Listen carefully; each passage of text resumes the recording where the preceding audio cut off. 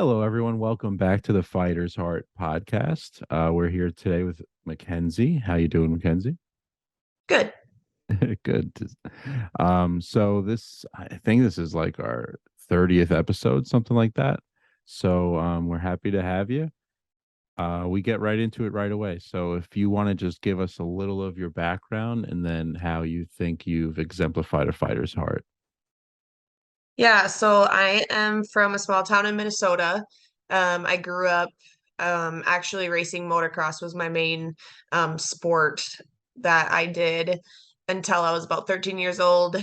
During that time, I also played volleyball, but I had a pretty severe crash in motocross and ended up breaking some bones, which then I stopped racing motocross, started playing volleyball full-fledged, and I ended up getting a scholarship to Bemidji State for a short period of time and then continued on with volleyball throughout my life after that.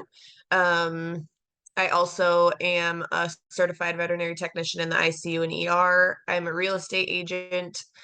And then I also just made the USA team in January for sitting volleyball.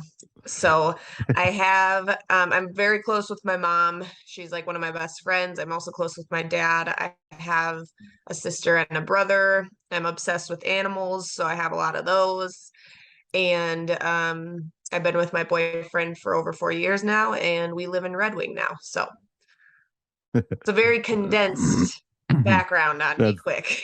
a quick life story. Yeah, and you do a lot. Yes. That's awesome. Have Yes. you always your whole life just been doing a bunch of different things at the same time? Yeah, I get bored pretty fast and pretty easily. And if I'm not doing a million things all the time, I feel like I'm not being productive, which can be a little not healthy, but I have definitely made it more of a healthy lifestyle, and it's just kind of how I function. Just always doing something. Gotcha. So can you give us your fighter heart story? How you think you've exemplified a fighter's heart throughout your life? Yeah. I think honestly, obviously, the most recent story is me and my boyfriend's motorcycle accident, which resulted in me losing my leg above the knee. Um, but I also like to think now that I've kind of always had this attitude of when really bad things happen, you either have two choices, and that is you either get up and you figure it out and you do something with it, or you sit and dwell on it. And so um, I had a pretty big that motocross crash I talked about, like that was a pretty life-changing thing for me. And I just excelled from what hurt me. And I like to think of like whatever hurt you, take that as like a catalyst to really push you in the right direction to something bigger and better, probably. So my motorcycle accident, though, with my boyfriend, definitely has changed my life um, for the better, though. I wasn't necessarily supposed to make it, and I actually ended up tourniqueting my own leg and calling 911 off of my Apple Watch while laying there. And so just a lot of crazy things happened during that accident that really I decided if I survived, I was like, please just let me survive, because if I survive, I'm going to start doing all the things that I say I'm going to do instead of just saying I'm going to do them. And I think ever since then, I have continuously proved to myself that I am doing that. And How whenever long? I start, what was Sorry. that? No, no, you continue. I just have a question when you're done. Yeah, whenever I like start doubting myself, or obviously we're all human and I have days where I'm like I don't want to do a single thing, like that's okay, and I allow myself rest. But then as soon as it's go time again, I just try to put myself back into the position of maybe never being able to do it again, and that just really motivates me daily to continue living the life I promised myself. It's awesome. Yeah. When was that motorcycle accident? You said the first one was when you were 13, right? Yep, yep. And then me and my boyfriend's motorcycle accident was September 2020. Oh, so recent. Yeah, 2 years ago, Yeah, 3 years so ago. Yeah. September 13th, this year will be 3 years. Can you So walk us through the what happened with the yeah. accident? Yeah, so it was a Vikings football Sunday. I don't ever forget that. And we were just out with some friends, just watching the game, and we were on our motorcycle like we had been several times before, and leaving a restaurant that we'd been to several times before. Like I just keep thinking that it can happen to anybody kind of a thing, and it could have happened to us a million times before, but um we all of our friends had left before us, and nobody else was on their bikes that day, which was odd. And we left and we were just going too fast around a slight curve in the road, and we hit gravel and lost control. I remember the whole thing.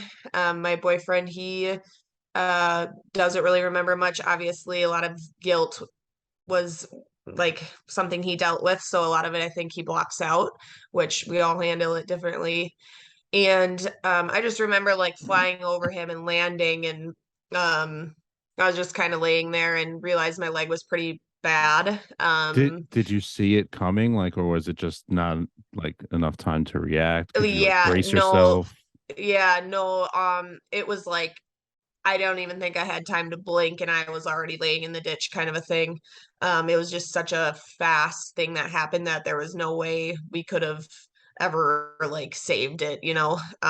So it just was like front tire kind of went out and we were on the ground. So um as soon as I like started tourniqueting my leg, I like looked down because I realized I was bleeding really, really bad. And I noticed my Apple Watch on my wrist, and I'm like, well, we're literally in the middle of nowhere. I know nobody's gonna come on this road anytime soon. I was like, I need to call somebody. So then I didn't even know the emergency like hold the buttons, the thing that Mm. you'd never like always happens when you don't need it to happen. I couldn't think of how to do that then. Um, and so I like went through and I like went to the phone and I dialed 911. And I got them on the phone, and I was just like, you need to come now. Like, I'm losing blood.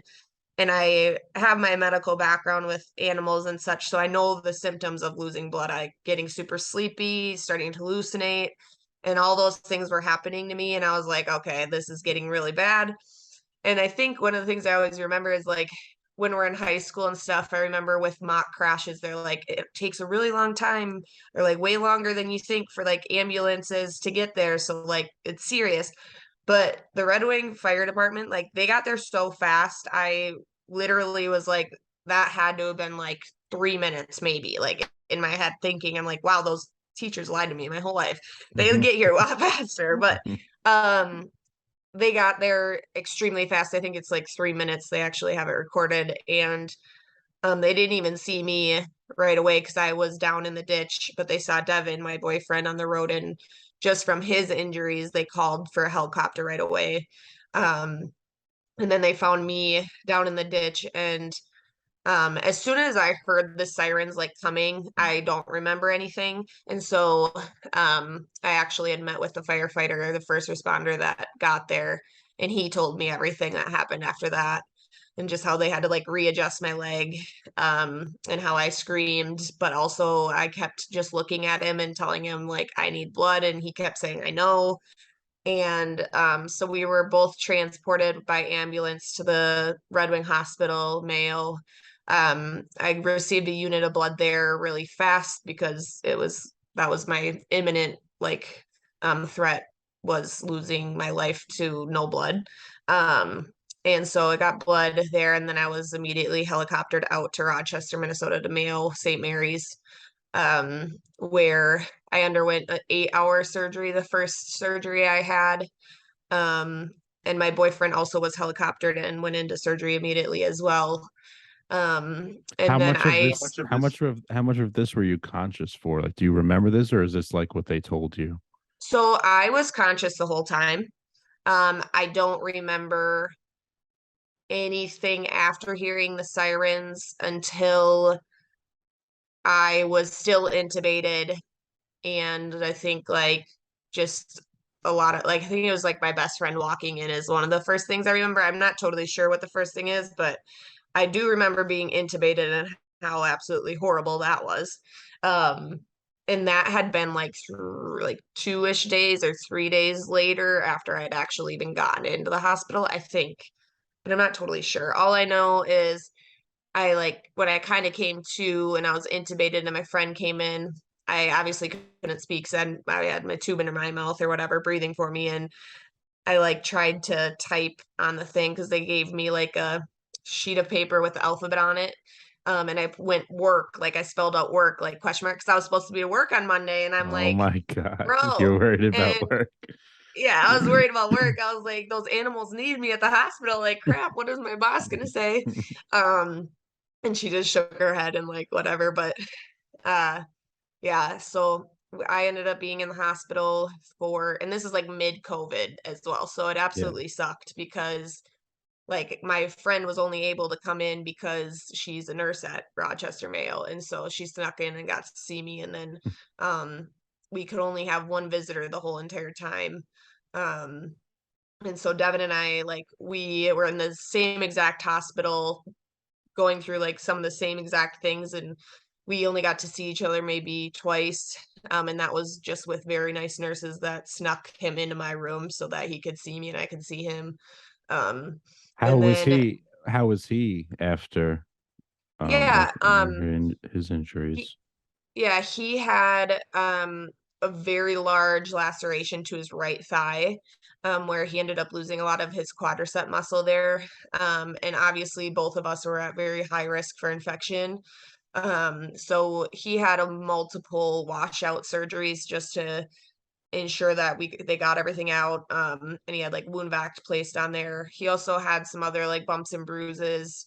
Um, but for some odd, crazy reason, we both did not have helmets on and we both had no head injuries.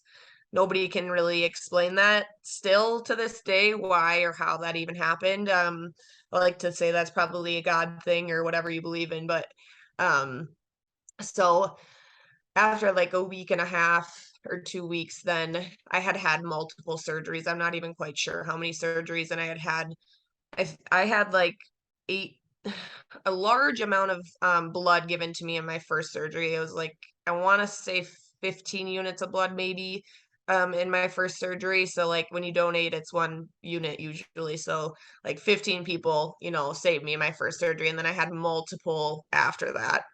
Um, and then we decided to amputate after like a week and a half, 2 weeks, just because they're like, we can save it and we can do our best to save it, but like they weren't couldn't promise me that it would be functioning, all that stuff. And like the pain was just so bad. I was like, we got to get this thing off of me, like, and it's gonna just be in my way. I was like, I have a lot of life to live.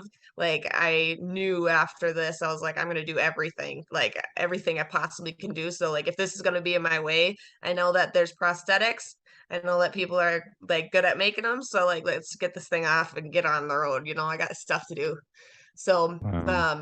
So it was yeah, like so then I got constant. It was like constant pain in your yeah, foot. like yeah, like the sorry, it says my internet is unstable. That's good. Um so yeah, I was on very high pain medication, and I was in constant pain up until my amputation. They couldn't really get it under control until my amputation. Then they did an epidural, and I remember like it being like a student because it's Mayo and they have a lot of students there. And they're like, "Are you okay if he tries to do this epidural?" And I'm like, "I'm here for everybody to learn, too, because I worked at a teaching hospital before." And he definitely dug around for a while in there, and that was not enjoyable. But once he got it, like I just started bawling, and it was like one of the first times I cried because I had been in so much pain for so long that I didn't even realize how much pain I was in until I finally had none. And I just like told that dude, I was like, you literally are like, this is the best day of my life. You just did that for me. So yeah, constant pain until I came out of my surgery from my amputation. And then I Hmm. was like, oh, thank God.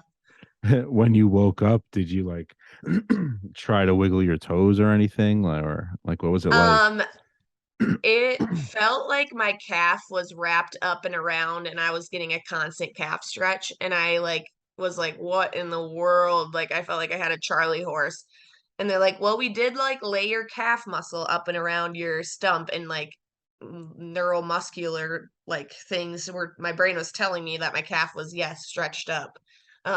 I was like, so you're telling me it's like stretched up? They're like, no, we literally just laid it on top. So um that just was the start of like relearning how to tell my brain that like I don't have my foot there, I don't have my calf where it usually is.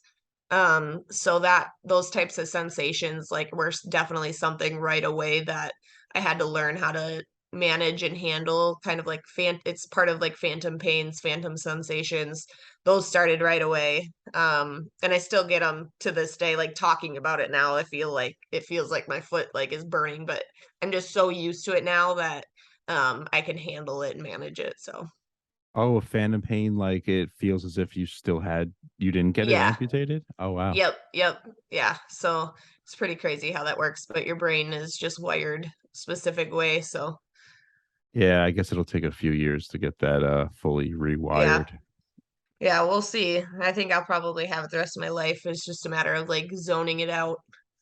Yeah. I think you'll So figure it out. Yeah. yeah. Um Yeah. so how long were you in the hospital for?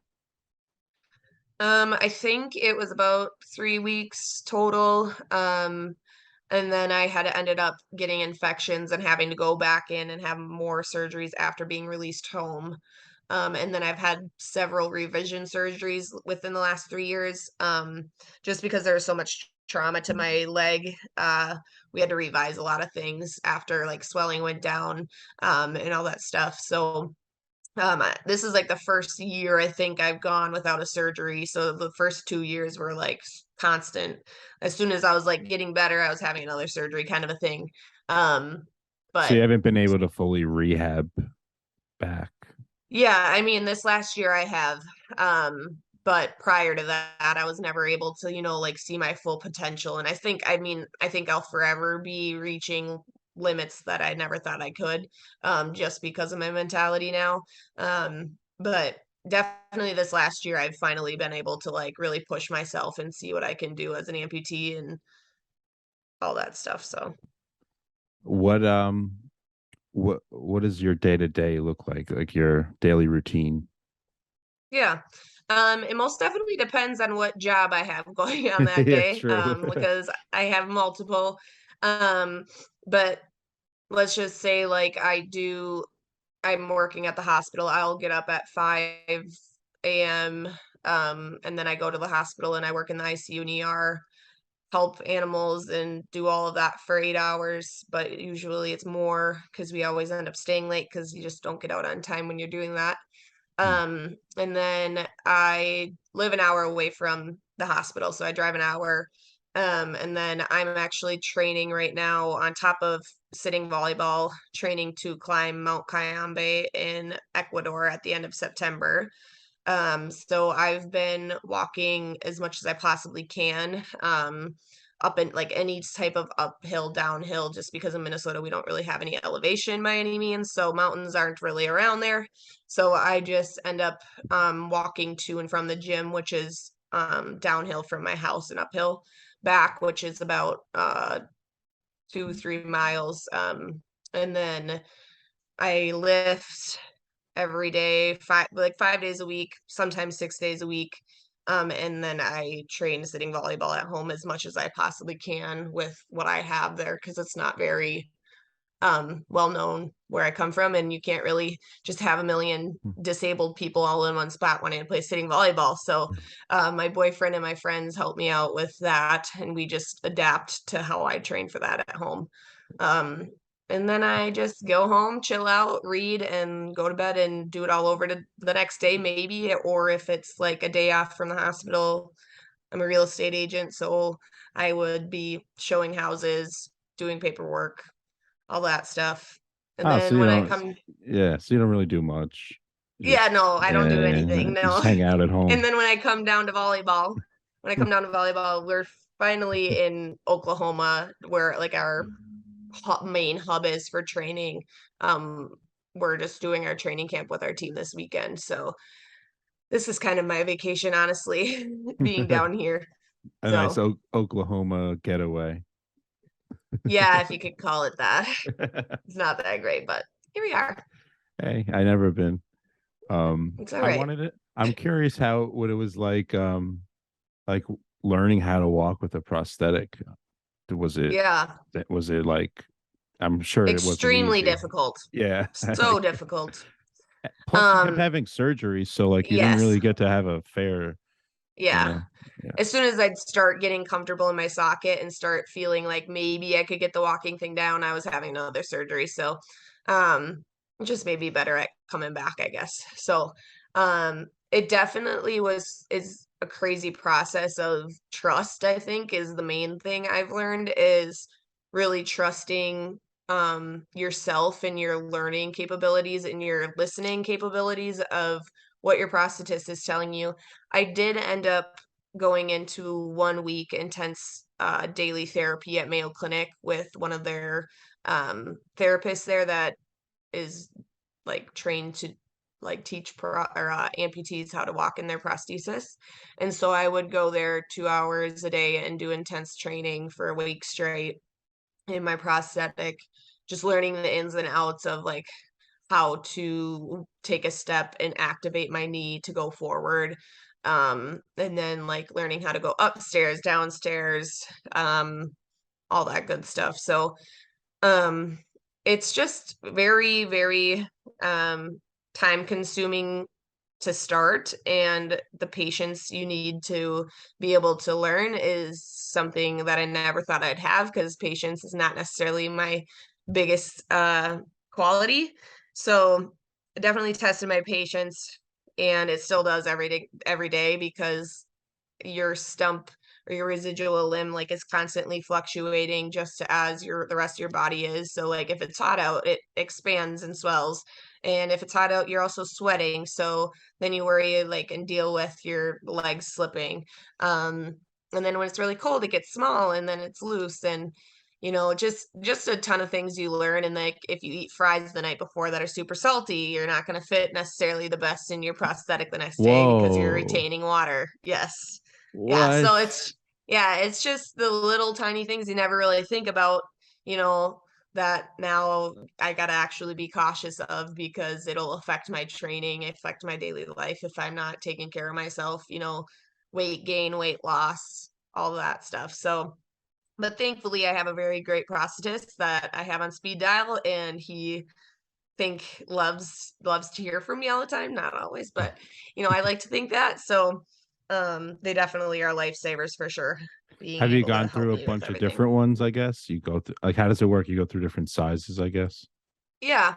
So you start out with a test socket is what it's called, and that's like a plastic type material where they can make adjustments where needed easily, and not it's not as expensive to fix. And then they'll mold you into a carbon fiber socket. And obviously, like my first socket that I had like 2.5 years ago is extremely bigger than the one I have now in size, like circumference, just because swelling was very, very big at that time. And now my limb is maturing, as they like to call it. So it's come down in size and is like forming more to what every other amputee in the world's limb maybe like does, I guess. So it's just becoming smaller, losing muscle in areas that aren't used anymore, and all that stuff. So I've had several sockets. I have a whole closet of leftover ones that I don't know what to do with. So You just have a bunch of legs in your yeah, closet. literally. Uh, Yeah, and then I um, do have my Autobach everyday walking leg that I use every day, and then I do have a running blade, and then a Moto knee and Versa foot is what it's called, and that is what I use for like heavy lifting. I used to use it riding my dirt bike before I got on the volleyball team. I cannot do that anymore. And snowboarding. So it's three different you attachments I can got. still snowboard?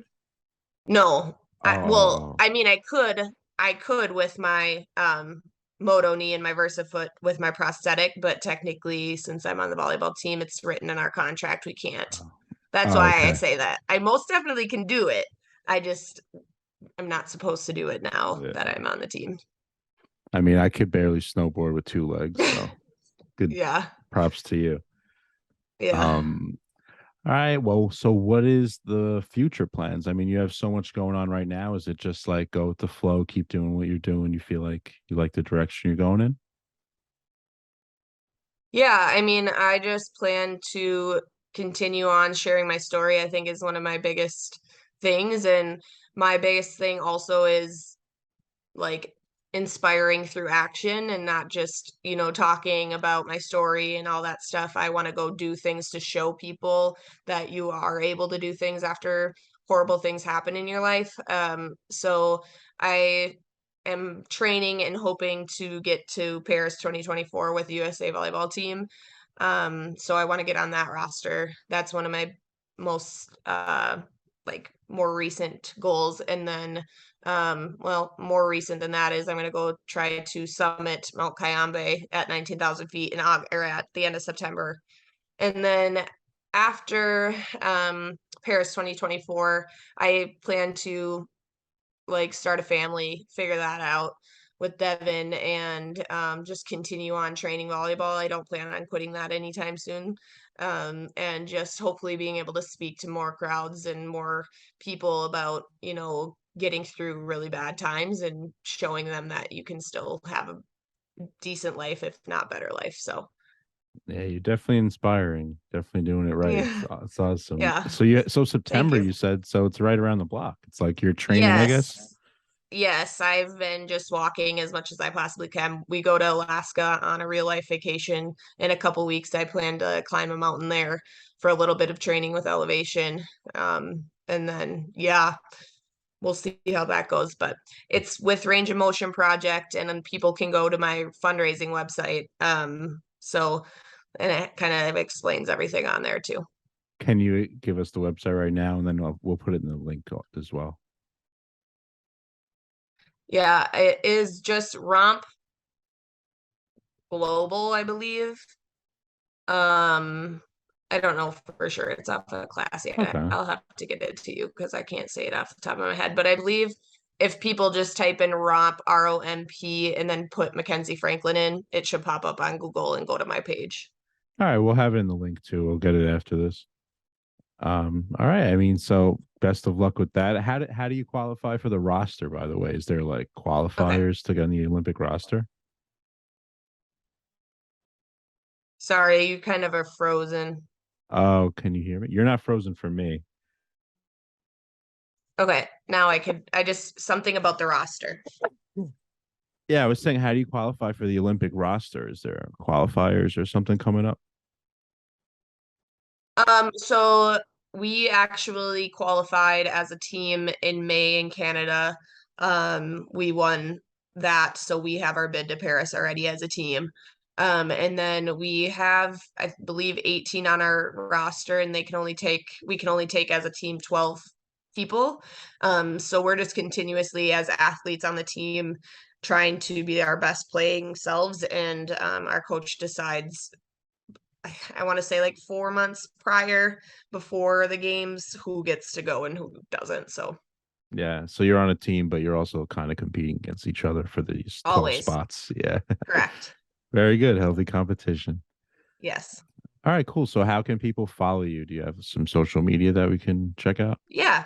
Yeah. So just MaKenzie Kori Franklin on Facebook, Instagram, TikTok. I think it's that as well.